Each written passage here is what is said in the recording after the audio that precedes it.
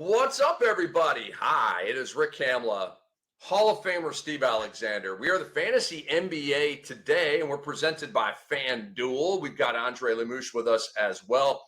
And Doc, we are back doing player debates today. Later on in the episode, we'll get to some groups that we want to rank where you kind of stack four guards, and we'll see, and four centers, four forwards, or whoever, and just kind of stack that particular group. It's a lot of nerdy help for all you people out there trying to get your head around fantasy basketball and as we build the bridge to the upcoming season here. And we're very, very excited. So, Doc, let's start with Ivica Zubac and Mark Williams.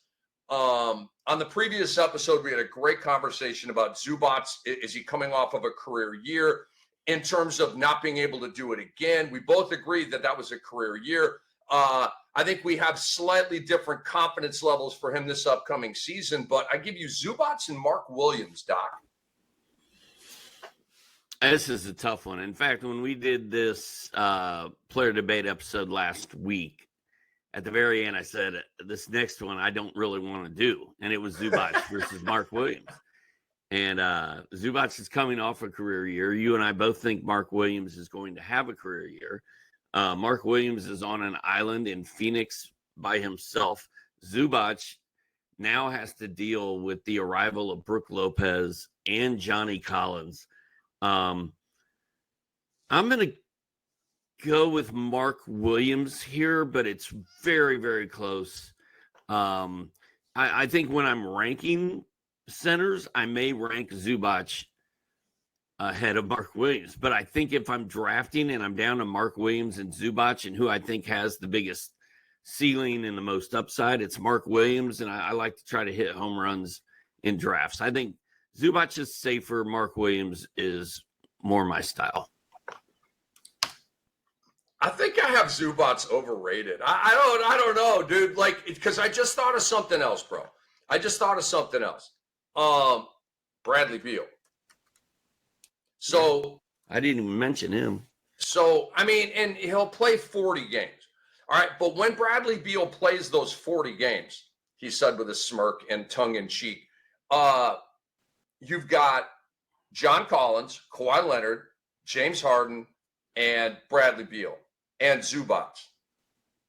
I don't think Zubac.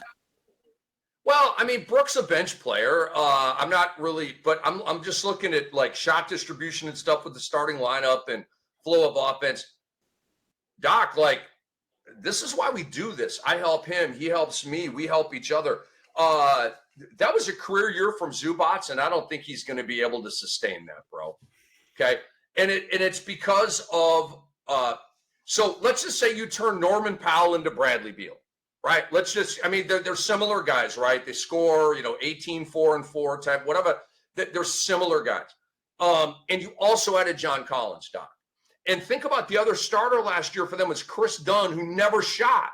And now you've added John Collins and you've added Bradley Beal into the Norman Powell spot. There are not going to be as many opportunities for Ivica Zubac. So I see the arrow coming down for him. I see the arrow going up for Mark Williams. Mark Williams. Is that your answer as well? It is. I got to see you guys.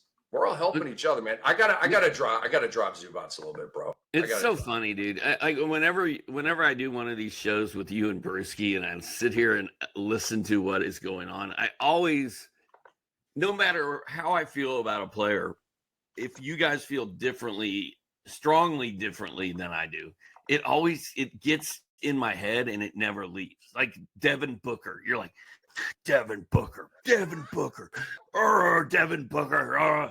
so now I think about Devin Booker. I'm like, ooh, Devin Booker is going to be good. And it's just funny how some little thing you say impacts what other people think, and you don't really realize it at the time. So I'm looking at your list. The last episode was our career, the guys we think this year are going to have career years. Who did you opened my eyes to a couple of guys, but I don't see anybody standing out there where you were like, Pritchard. He brought up Pritchard, who I just forgot. That was like a duh. Why didn't I have him on my list? And he felt that way about Booker on his list. But you got Adem Bona on here, so you got some guys that that Ayton's just dead to me. But I'm going to go Mark Williams over Zubac. Mark Williams last year was 15-10 with 1+ blocks. Could he get to 16-11 with 1.5 blocks in Phoenix? You're damn right he could. Zubac may still do the 12 rebound thing, but I think the 17-point thing from Zubac is not going to be replicable. I'll still mess with Zubac. And Doc, to give you the live update on my ranking change, I had Zubac at 8 among centers. I just dropped him down to 12. And it was this conversation merged with the conversation on the previous show that's gotten me right about Zubac. I had a little bit too high of an opinion on him. So now Vucevic goes up to 8, then Sar, then Klingon, then Mark Williams, then Zubac. Then I got Kessler, Jarrett Allen, and all the double-double guys. So that's what's up. Who was Zubac? Who was his backup last year? Do you remember? I want to say it was like Eubanks. I want to say there might have been a little bit of Mason Plumlee back there. So but to your point, they didn't really have a backup center last year. Hello, and they do now. Barolo and John Collins. Yeah, I mean, I'm just saying, like, I think that's why Zubac was playing 32, 33 minutes last year. If Brook Lopez was on that team last year, Zubac plays 25, 26 minutes tops. Dude, they can't drop my boy Zoo down to 26 minutes, dude. You got to keep him at 30 minutes, man. Bro, if they're playing my boy Zoo 26 minutes, I'm going to be hot and pissed off around here. And I love me some Ty Lue, dude. I love me some Ty Lue. As a coach, as a guy, Doc, such a nice guy. Everybody loves Ty Lue. Look, Doc, literally everybody loves Ty Lue. Players, media, the other coaches. He's just a great guy, man. Anyway, but we're gonna have to have some words if Zubac. Well, what I'm saying is, if Brolo would have been there last year, I don't think Zubac plays those minutes. I think the fact that Zubac played all those minutes last year helps his case to play a lot of minutes this year. But I don't know, man. Brolo's not done. Brolo is not finished yet. All right. Who's next? No. The bottom line is you're bringing up a great point here. Zubac has gravitational pull on shots, minutes, role, usage rate, right? Because, dude, am I buying that Brolo will eat into the playing time of Ivica Zubac? Yes, I am. I'm buying it, dude. Is he going to be 32 minutes a game? Probably not. Okay, so I'm buying it. But I'm just saying, like, if we go down 6 minutes a game, your boy Cam's going to be pissed off about that. That would be a lot. That's a lot of minutes. I don't think it's going down that far. 29, maybe 29 minutes. If he's at 29 minutes, we're still getting a healthy dub, and everybody's happy. Everything is cool. Ty Lue, meet me in the middle, bro. Don't do the -6. Do the -3. We'll all be happy. And I also have Brolo on my team in the Cam Dynasty, so I do want some time for my boy Brolo. I got Brolo behind Zubac in the Cam Dynasty as I look to get a three-peat. But I got there's some new big boys in this league, Doc. Andre Lemouche. Rick, Brolo is Brook Lopez, in case you're wondering. Now you're doing Shaq. I do a horrible Shaq, though. You do Shaq so much better than I do. Are you doing Kamla doing Shaq, or are you just doing Shaq? I'm trying to do Kamla doing Shaq. It doesn't work. I may never do it again. Brolo is Brook Lopez. I can't do it. I'm done. I'm out. I'm out of the Shaq game. You're out of the Shaq game. Okay, let's go to some of these double bigs I was just talking about, Doc. This is going to be kind of funny. Rudy Gobert and Jalen Duren. And I know this is not a sexy player battle. I know it's not sexy, but I can promise you one thing. In every single redraft that you will have this decision. Every single one of them. It's going to be 8th round. I need a center. Damn, I kind of need some blocks. Like, you're going to be in that zone. Gobert and Duren are the picks for you here. You're on the clock. Yeah, I don't think I'm going to be drafting either one of these guys, but if I do, it's going to be Jalen Duren. He's younger. He's not a fake defensive player of the year winner. He's not a guy that everybody in the league wants to posterize every time they play him. I just like Jalen Duren. He's younger and he's got upside. But I don't love Jalen Duren. But I'm not drafting Rudy Gobert. You're muted, bro.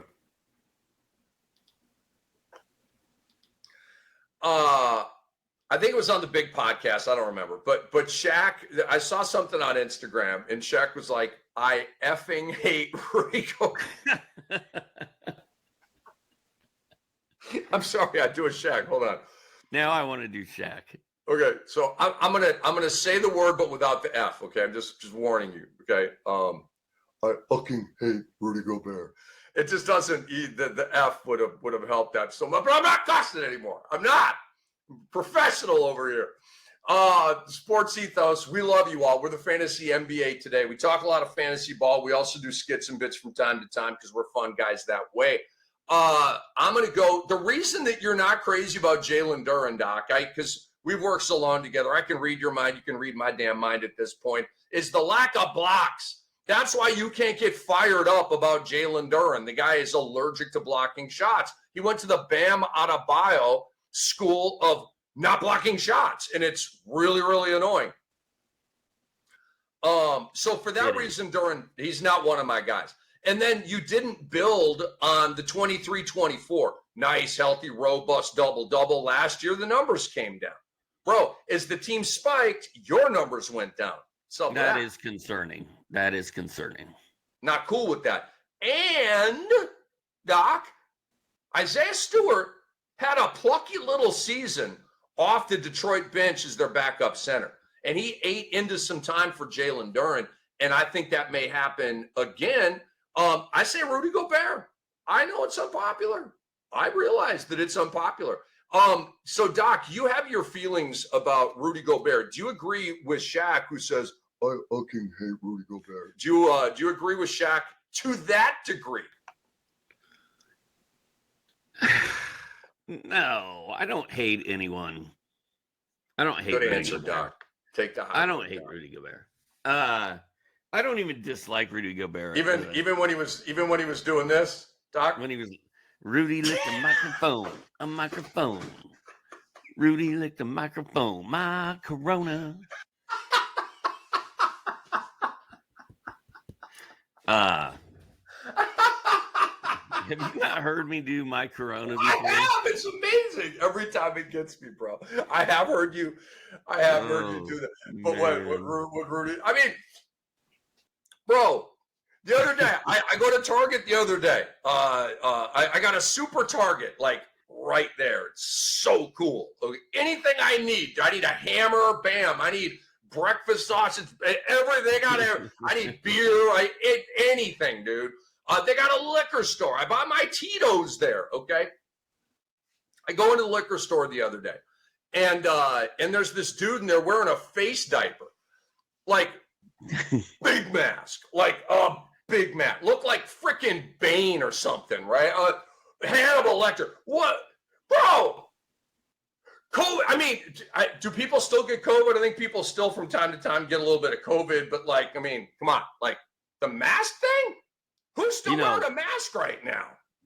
We were talking yesterday. Yesterday, I was out with a couple friends yesterday, and we were talking about the day before the world shut down, and it all started that night when Rudy, they removed Rudy from that basketball game, and I saw that happen. And we were talking, and you know, I live in a small town in North Georgia, and we were like, oh my God. And they're like, what do you think? I was like, dude, the whole world, the NBA just shut down. The whole world is going to shut down. Like, this is not good.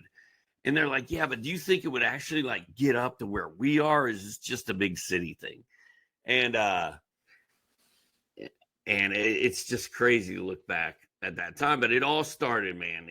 Rudy Gobert kicked off the pandemic. He really did.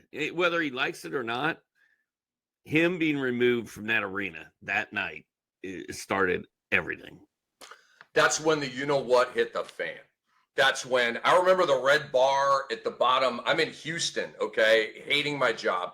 I'm in Houston, and I'm it's like a Tuesday or Wednesday night. I think it was a Tuesday night, and I'm watching ESPN, and I was actually fired up. There was like a late night Sacramento, New Orleans joint that I was fired up to watch, right? And so that got canceled and all this stuff, man. But yeah, the red bar comes out. Rudy Gobert has been removed from game. They've paused the game, and we're all, dude, none of us will ever forget that. I mean, just on pins and needles, what is happening right now?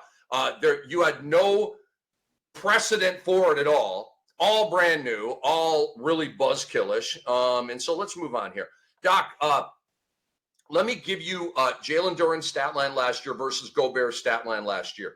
They were both at 12 points. Gobert was at 11 boards. Duren was at 10. Gobert was at 1.4 blocks. Duren at 1.1. Gobert at 0.8 steals. Duren at 0.7 steals. They're essentially mirror image guys. There's more block upside with Rudy Gobert. Bam, that's my answer.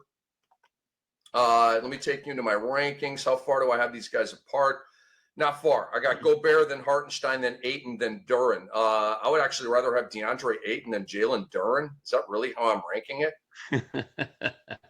Yeah, I'll stick with that.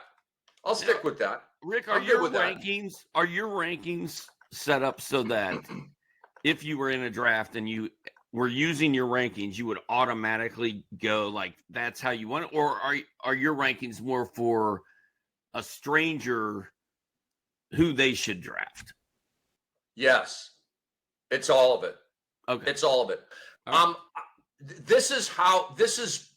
I mean, again, like Doc knows this. All you guys know this. Like we rank, and then the draft comes, and there's a moment of truth, and things change, right? Okay, maybe I need blocks, so I gotta go with this guy, and I've got him ranked 2 spots below, but he's more of a block guy, and I need blocks. So sometimes you got to make those decisions, right? But when I'm in the lab working on this, I am trying to make the draft day decision in the middle of the offseason with nobody looking. So I don't even have to think in a draft. We know that you have to think and adjust and go with the flow in a draft. So we do the best that we can to get it as pinpointed as we can. And obviously it helps to feed content, which we provide you. Nobody else is doing this, by the way, like full-time fantasy basketball shows year-round. Nobody else is doing this. That's why we rock, and that's why we love you guys. We're Sports Ethos. Have you downloaded the app yet? Go to your app store, download the app. It's amazing. It's free.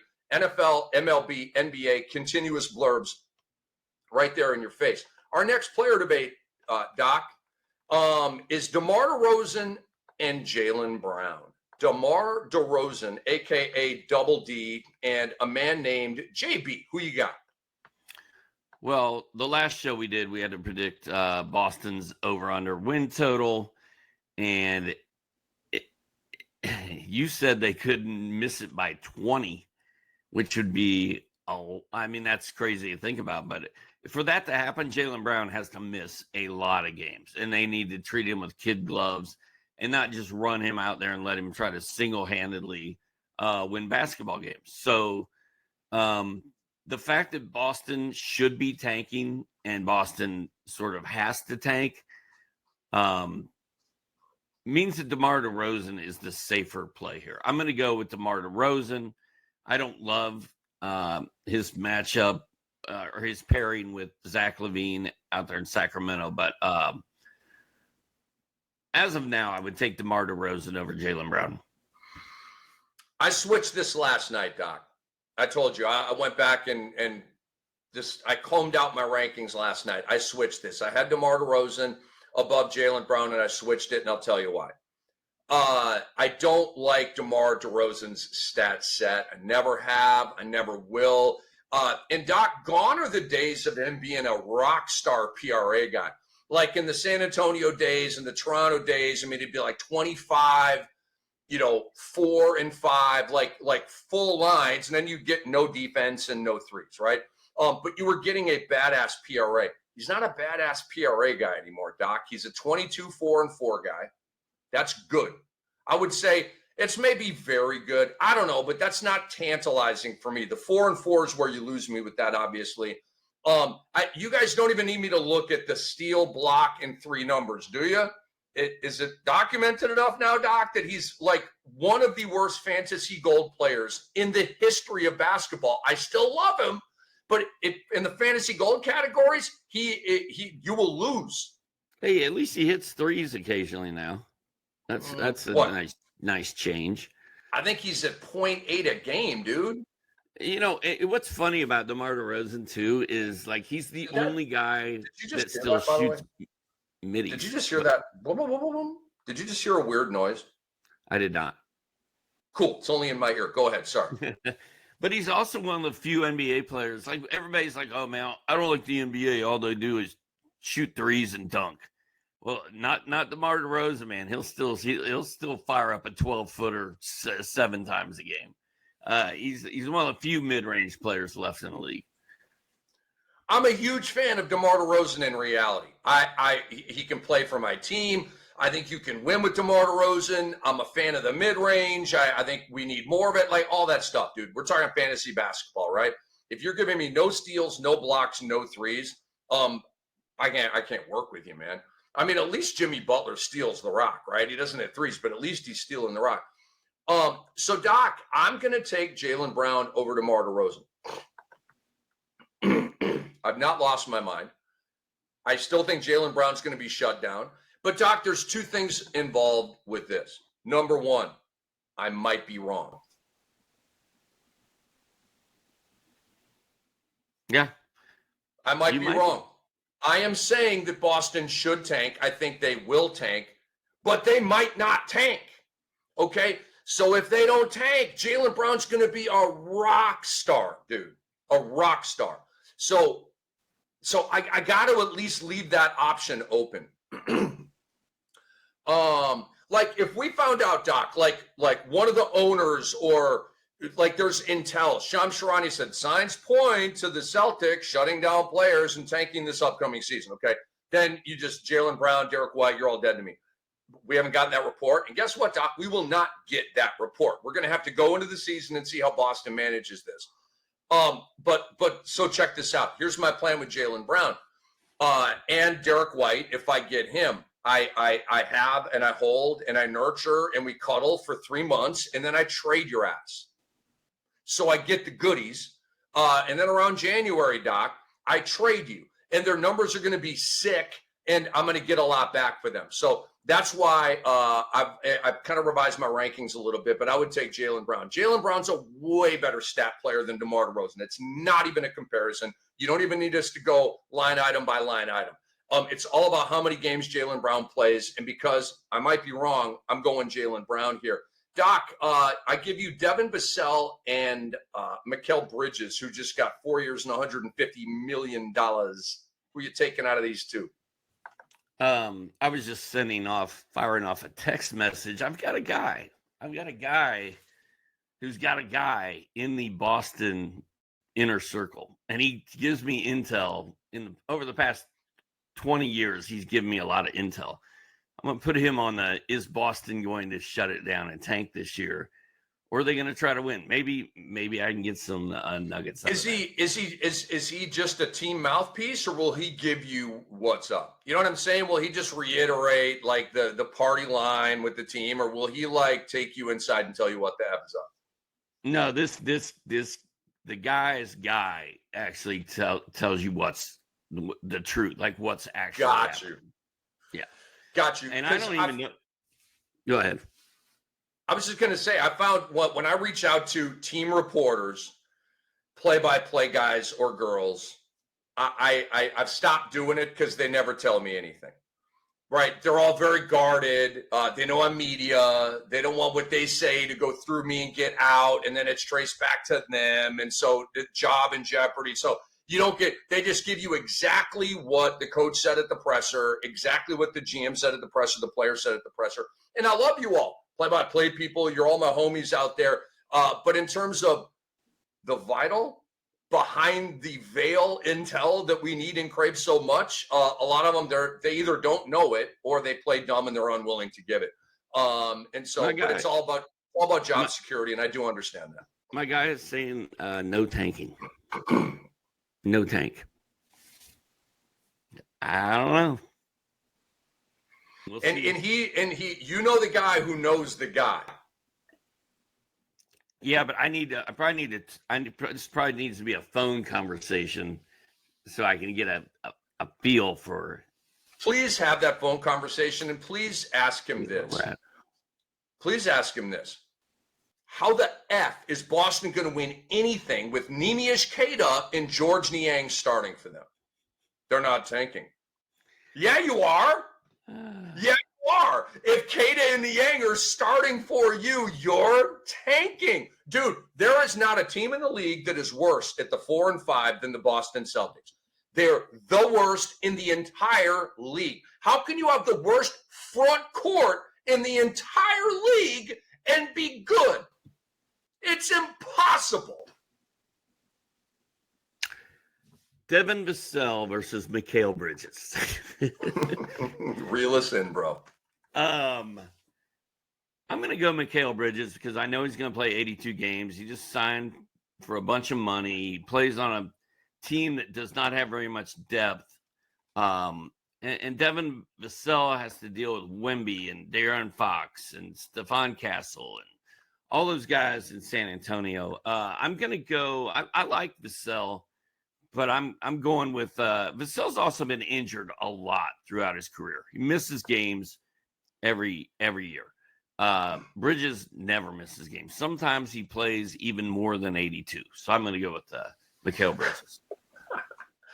We have another disagreement here, which I like. I'll take Devin Vassell. These guys are right next to each other in my forward rankings. I've got Vassell at 28. I've got Mikal at 29. Not really crazy about either of them for this season. But let me take you through last year's stat line. Their PRA it's a push. Vassell was at 16, 4, and 3. Mikal was at 17, 3, and 4. Okay. So it was a +1 for Mikal in the PRA. Obviously nominal. Steals, big category. 1.3 for Vassell, 0.9 for Mikal. The fact that Mikal Bridges was some of the longest arms I've ever seen in my life. Okay, that's what made me fall in love with him at Villanova. You know, a lot of big shots and big plays up, but I'm like, oh my God, look at that guy's arms. He's going to be a steal machine in the NBA. I said this when he was at Nova, okay, 10 years ago or whenever the hell that was. And Doc, I was selling him on Isaiah Thomas, like the Isaiah Thomas. I remember this conversation, dude. I'm watching Mikal at Nova, right? And I'm saying Isaiah Thomas is one of the great talent evaluators we've had. I know you're going to not you, but people are, Isaiah Thomas, blah, blah, blah, blah, blah. You're wrong. You're dead wrong. A lot of people have salty opinions on Isaiah Thomas, and you just don't know the whole story. Has he made mistakes? Yep, every single one of them has, even Jerry West. But Isaiah picked a lot of studs over his. Tracy McGrady comes to mind immediately here. And Tracy McGrady was not an obvious draft pick. He was not. But I was selling Isaiah Thomas on Mikal Bridges, Doc, while at Nova, and Isaiah was like, I don't really see it. So I'm gonna take a dub. I'm gonna take a 3 to the head dub over the great Isaiah Thomas with that one, man. Because I thought I kind of nailed the Mikal Bridges thing, but I don't understand why he doesn't steal the rock, dude. So that's why I'm going Vassell over Mikal Bridges. They're both at a half a block, and Vassell was at 2.5 threes, and Mikal was at 2 threes. I think that Devin Vassell, with Fox, with Castle, with Barnes, with Wemby, can go 16, 4, and 3 with 1.3 steals and 2.5 threes. I think he can do that again, even with all those guys. So I will take Devin Vassell, Doc, and it's very, very close. Over the last 4 seasons, Rick, the last 3, for Vassell. 64 games, 68 games, 38 games. In the last 3 years, Bridges has played an entire season more than Devin Vassell. And I'll take the healthy guy all day, especially if it's close. Like, give me the guy that plays 82 every year. That it actually has been disappointing for the last 2 seasons. So, like, we had him on a pedestal, and now we've seen who he is. I mean, he can only go up from here, I think. I'm all day on Bridges here. It's not even close. All right. I am prioritizing fantasy gold over games played. That's what I'm doing here. I'm just not a Mikal Bridges guy. I know he plays every game. I know Vassell's an injury risk. I'm swinging for the fences here. I mean, because we're deep, dude. We're at, on my list, we're at forward 28 and 29. I mean, we're deep, bro. Like, real deep. So, all right, let's keep it moving here. Another disagreement, and we love that. I give you Jordan Poole and Immanuel Quickley. I don't trust Quickley. I like the bounce back that Poole had last year. Poole should have a friggin' green light as much as anybody in the league this year. I'm going Jordan Poole. I just don't trust Quickley. I haven't seen Immanuel Quickley in like 3 years. He's just vanished. So I am feeling Quickley this year. I do have a moderate opinion on Immanuel Quickley. I think he's going to have a pretty good year. He's got talent around him. I am wondering if Toronto's going to do a shutdown and get real tanky late in the year. I can't guarantee it, but it's possible. So let's look at the numbers here. Immanuel Quickley, the stat line for him is going to look like 17, 4, and 6 with a steal, 2.5 threes per game. Jordan Poole last year, 23 and 4, so way up in the points, but the PRA overall, it's it's tied. It's 27-27. Okay, but you go to the fantasy gold, and that's where the difference comes in. Jordan Poole was at 1.3 steals last year. Immanuel Quickley is never close to 1.3 steals. He's a -1 steal guy, or a sub-1 steal guy, I should say.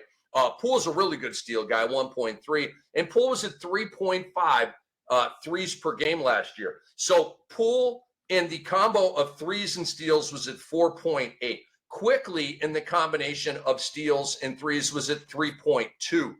All right. So the PRA is a wash, and then Poole is a plus 1.6 in steals and threes, which is huge. So I will go with Jordan Poole between those two guys. Let's go back. So we agreed on that. You're taking Poole. I am taking Poole.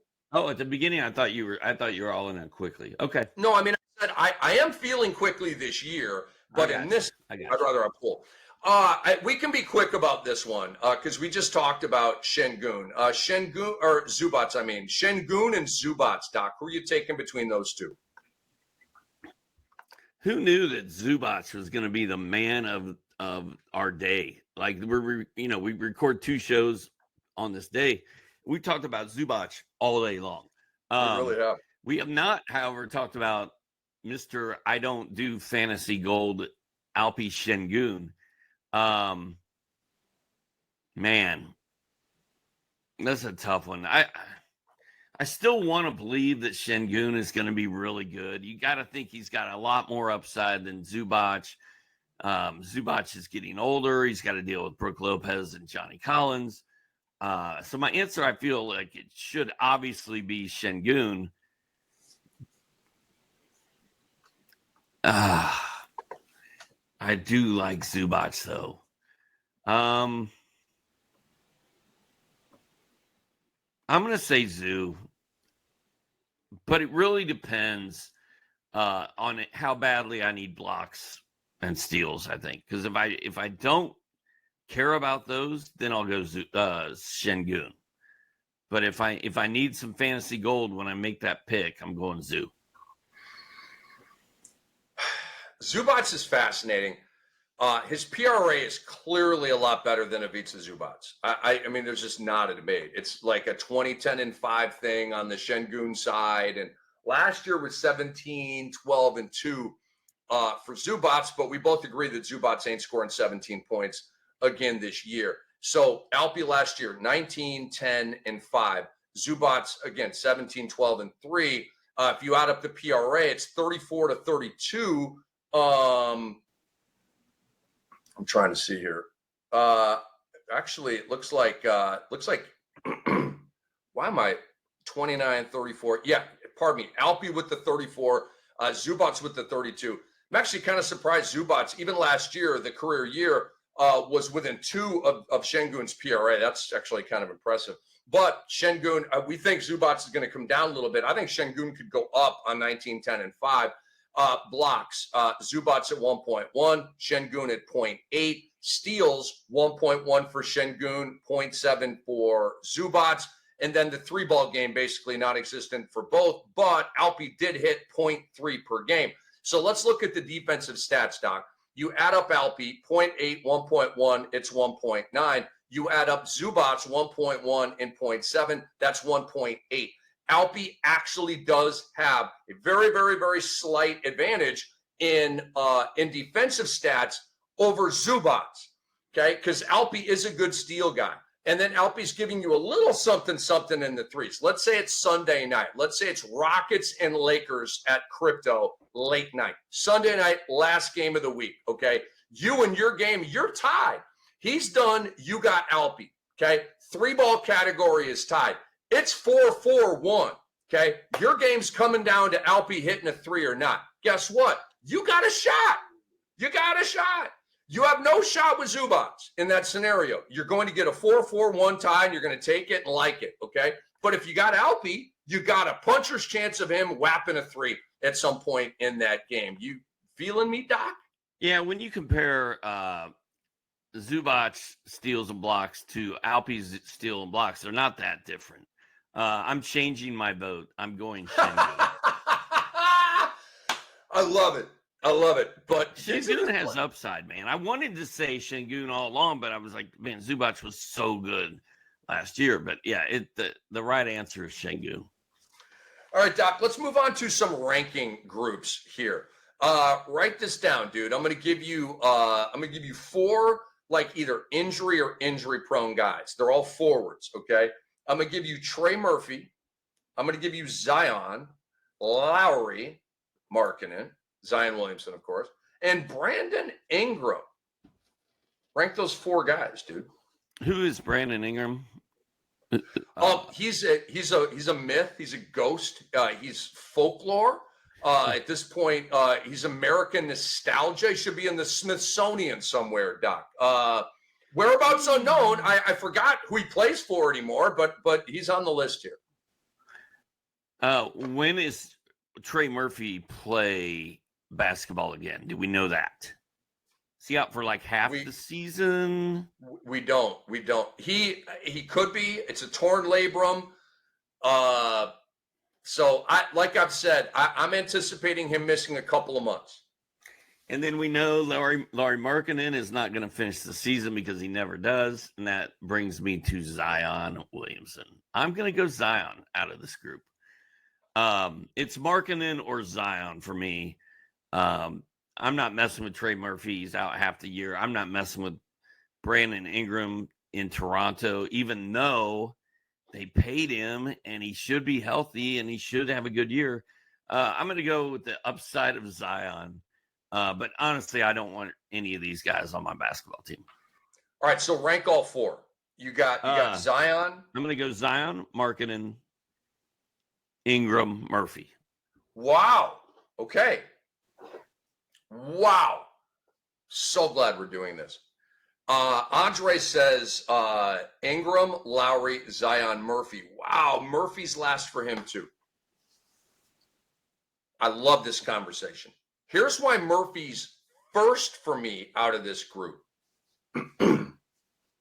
Number 1, he has the best stat line of anybody in this group based on what he did last year. Trey Murphy's a better fantasy gold guy than anybody on this list. And his PRA was, I would say, really good. It's not Zion good, but the PRA, pardon me, the fantasy gold takes Trey Murphy way over the top on Zion. So I realize that Trey Murphy may miss 2 months. It may not be that long. It could be a little longer. We just don't know right now. But Doc, so I understand that we want the goodies and we want them now, okay? But I feel like this is a delayed gratification scenario where, okay, Ingram's healthy to start the season. How long is that going to last? Lowry, Zion, healthy to start the season. How long is that going to last? Zion's going to miss a ton of games. Ingram's going to miss a ton of games. We already know this to be true. Lowry, Markkanen, and Doc could play 82. But we know Utah still sucks. Them and Brooklyn are the worst rosters in the league. And so Lowry won't finish the season. So he's going to miss a ton of games. So all four are going to miss a ton of games. It's just when you want to take the DNPs. So I will take Murphy, stash him, and then just take a syringe and shoot adrenaline into my team whenever he comes back and feel good about it. So I've got Trey Murphy #1, Doc. And by the way, you and me are pretty decent at the waiver wire streamer game. So I like my chances of making up that time without Trey Murphy with my wisdom and guile. No, Okay? no. That's exactly the opposite of what I was going to say. You have as much patience for hanging on to injured guys as I do. You are going to drop Trey Murphy the first time you see a shiny object in week 2 that everybody wants, and you're like, well, Trey Murphy's the only guy I've got that I can drop, and then bam, he's gone. Why would I have to drop him? We have IR spots. You have the little red flag spot. I'm just going to stash him.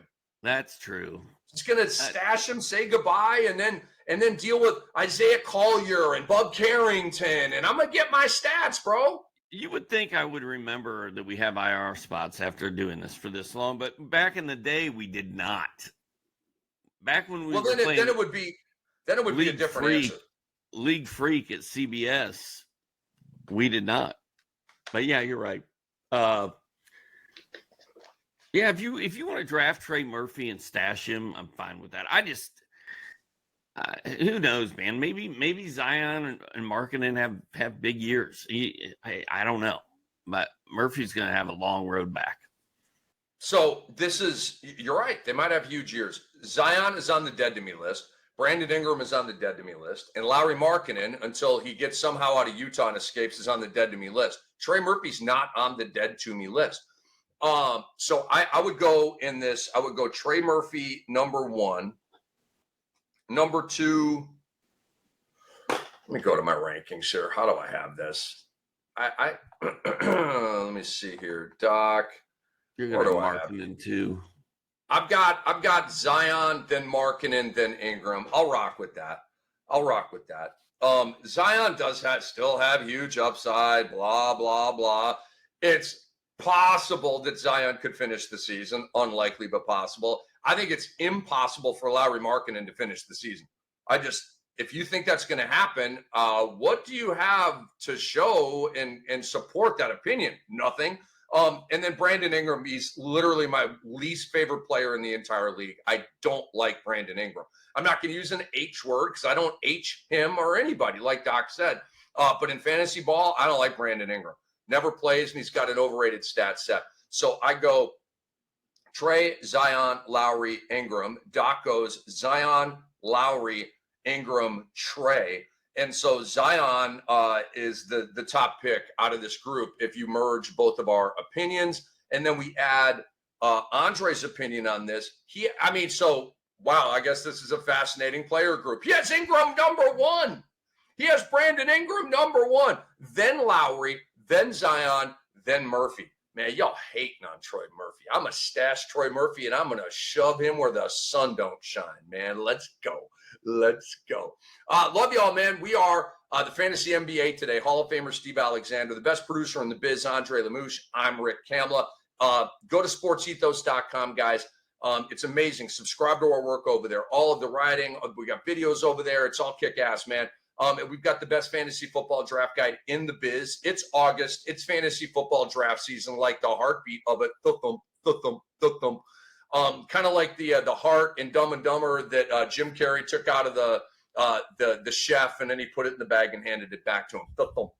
That's what's going on here right now.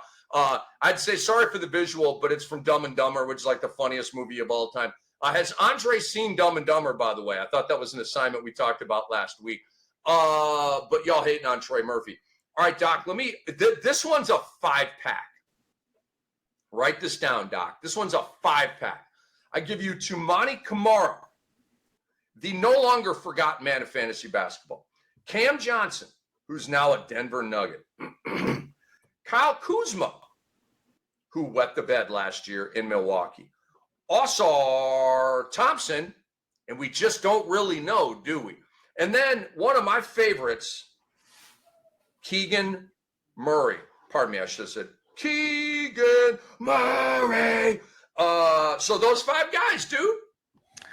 I am going Ausar Thompson, then Keegan Murray, then Cam Johnson, then Tumani Camara, and then Kyle Kuzma. Kuzma catches an L. Dude, you can't go to a contender and play like garbage and get love over here. That's not how it works. It's not how it works. That's not how it works. All right. I like it. All right. Let me go to my rankings here because this is 5 dudes and it's complicated. Do I really have Keegan Murray number 1 out of these guys? That's what it appears to be. I'm going with my rankings here. So I had Keegan number 1 out of this group, then Camara, then Cam, and then Ausar, and then Kuz. Wow. We both have Kuzma 5. Let me add this up here. So Kamara's at 6, Cam's at 6, Kuzma's at 10, Ausar is at 5, and Keegan's at 3. Okay.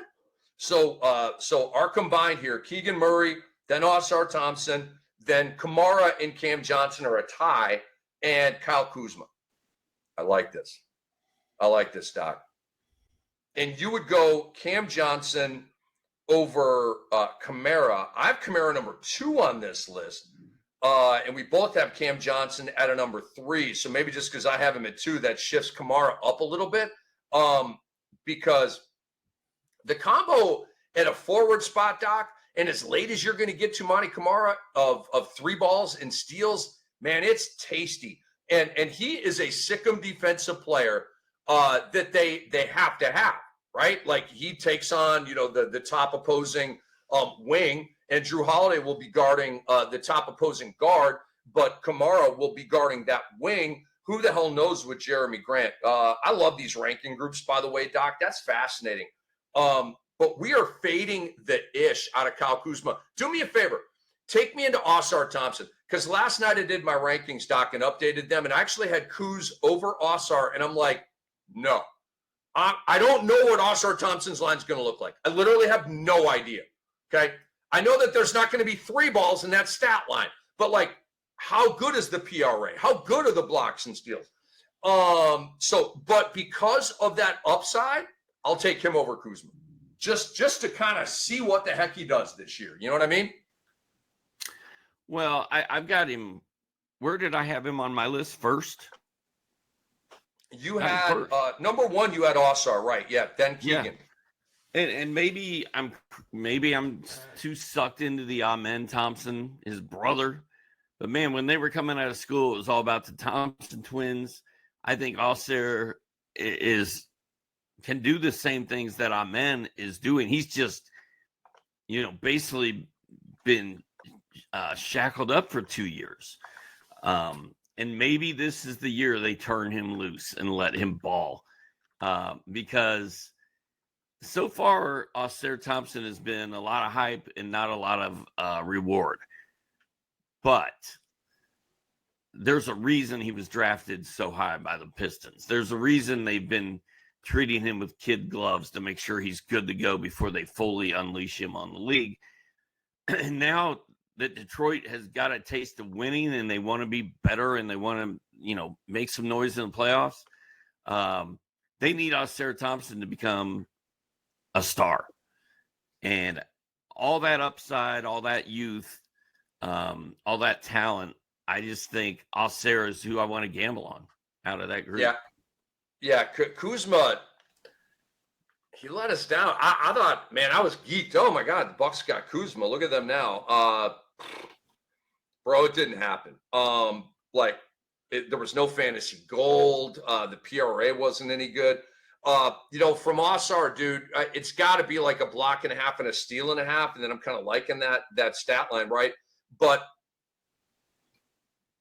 I'm also not completely sold on Ausar. It has nothing to do with the blood clotting. It has everything to do with Karis LeVert's there now. Duncan Robinson is there now. You have Ron Holland, who has looked good. And Jaden Ivey will be added back into the group here. So I think the upside might be a little bit limited here, but I'm still fascinated with it, and I would take him over Kyle Kuzma.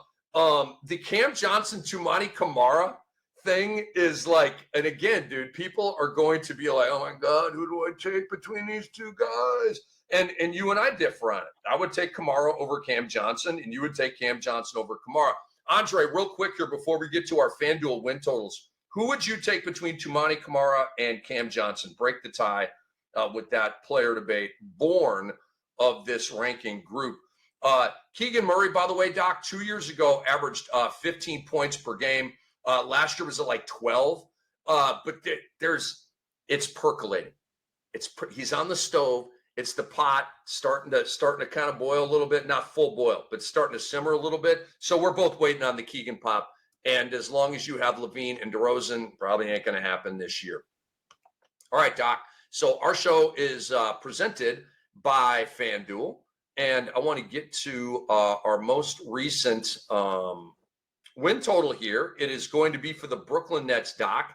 And the win total is FanDuel's win total for the Nets is 20.5. You going over or under?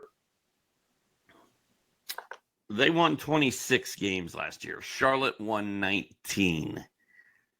Man,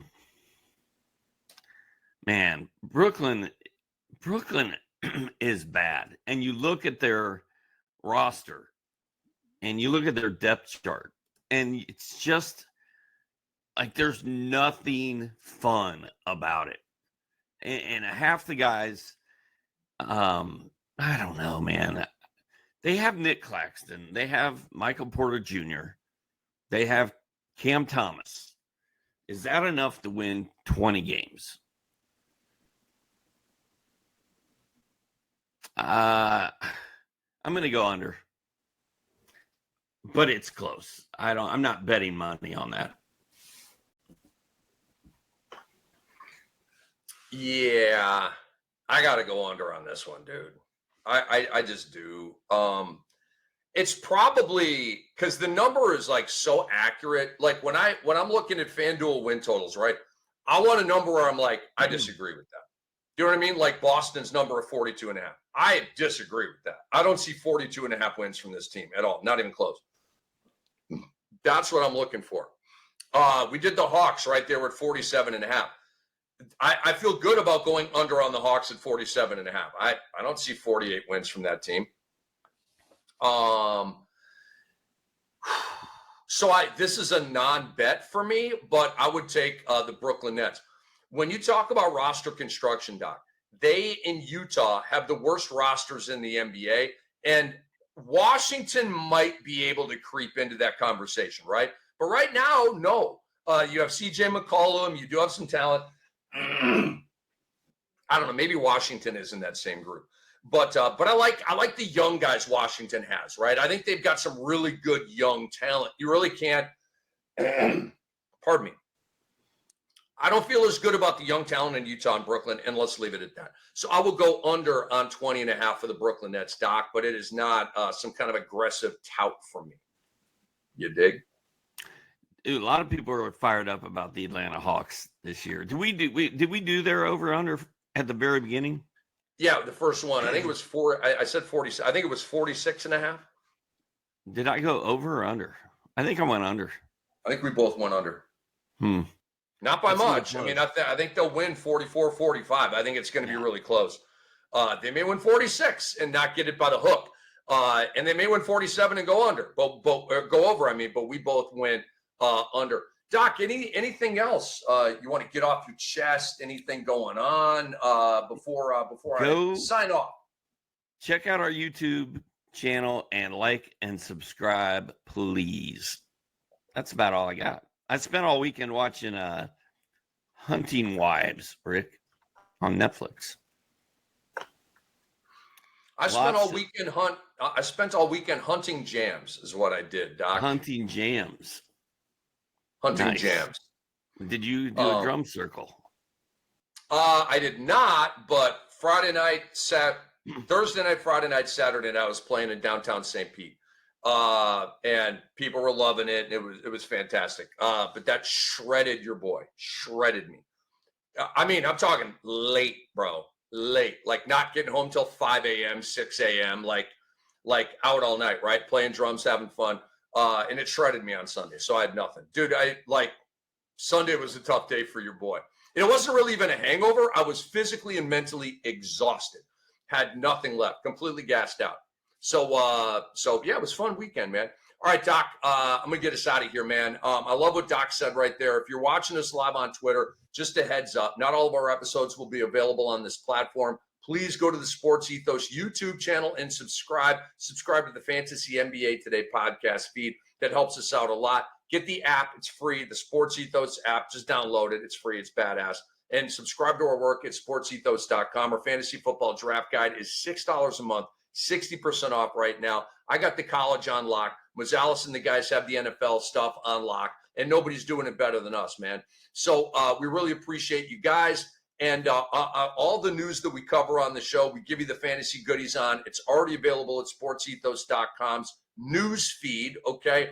And it hits there before anything else, including the fantasy impact. Make sure to check that out and bookmark it. And we really appreciate you guys. We appreciate FanDuel for sponsoring the Fantasy NBA today. So one last thank you to Andre Lemouche, Hall of Famer Steve Alexander, and all of you. We love you. We will see you very, very soon right here on the Fantasy NBA Today